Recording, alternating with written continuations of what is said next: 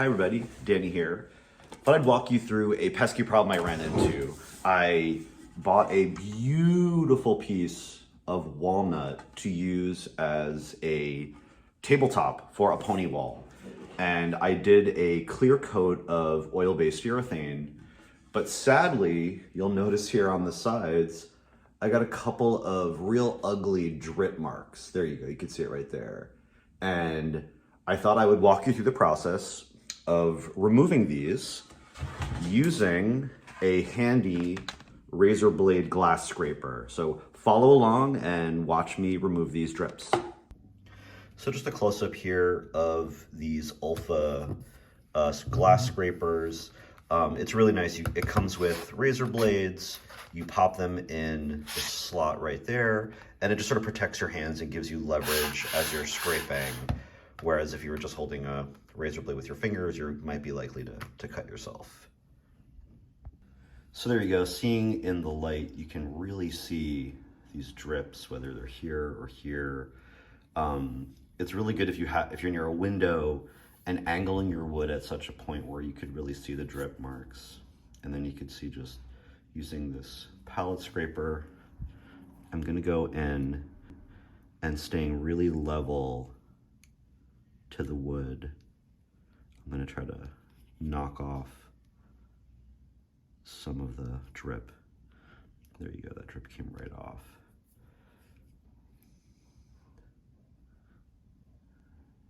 And if you go nice and slow, you can really feel where the surface changes from one level to another. I'm gonna do it over here as well. It's really important to use a fresh razor blade, so really don't use one that you've had kicking around in your toolbox. So now that you've knocked off those drips with the razor blade, you might be left with sort of like a halo of where the drip was. And what you could do next is using a 320 grit fine sandpaper, just go over it real lightly. What I recommend you do is just take this and just cut a really small square.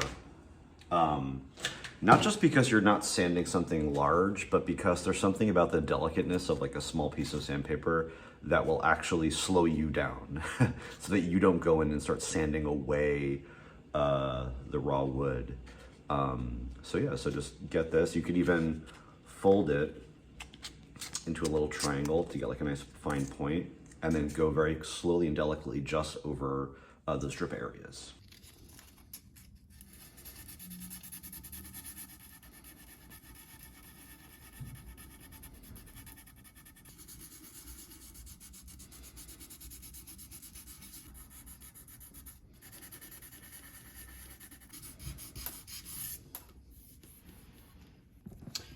And now that you've prepared the surface, you've knocked back some of the drips and dings, your next step is to do a super fine coat of your original urethane. I'm using this warm satin, fast drying polyurethane.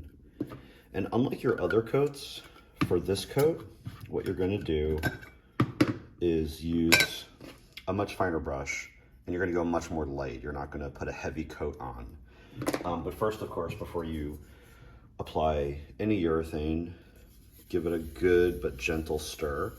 We don't want to get any air bubbles inside the urethane. So just give it like a good couple of passes. And then once that's done, what you're going to do is go in here. And these are, a lot of these brushes you can get at art supply stores in the like discount bins. Of course, you could use a chip brush.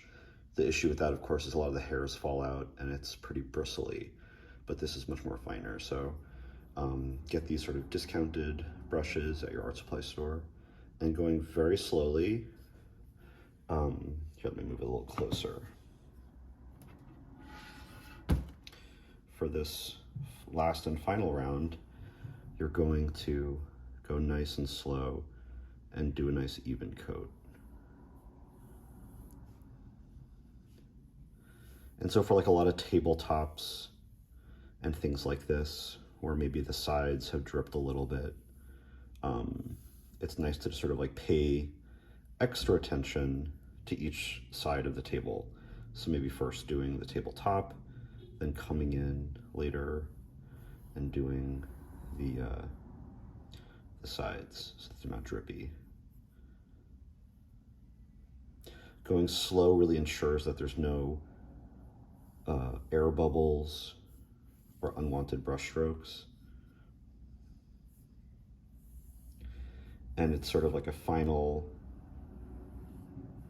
coat that you won't be touching at all. It'll just be there and it'll dry to a nice consistent sheen and finish.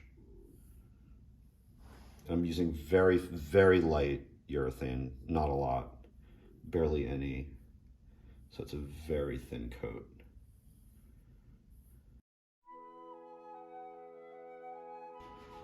And since I'm using fast drying urethane, I'm just gonna cut to now, which is a couple of hours later. I waited about a half a day just to be really certain that it's completely dry.